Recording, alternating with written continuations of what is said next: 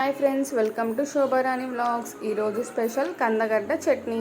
ఈ విధంగా ఉంటుందండి కందగడ్డ. దీనికి పొట్టు తీసి ఈ విధంగా చిన్న చిన్న ముక్కలుగా కట్ చేసుకోవాలి.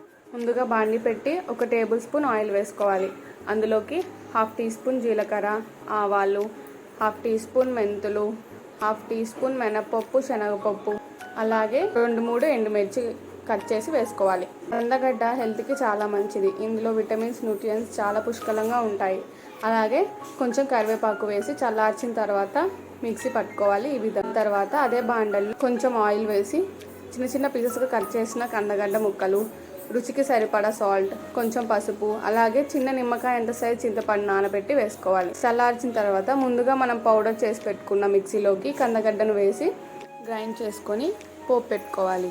ఈ కందగడ్డ చట్నీ రైస్లోకి, చపాతీలకు చాలా బాగుంటుంది. ఈ రెసిపీ నచ్చినట్లయితే లైక్ చేసి సబ్స్క్రైబ్ టు శోభారాణి వ్లాగ్స్.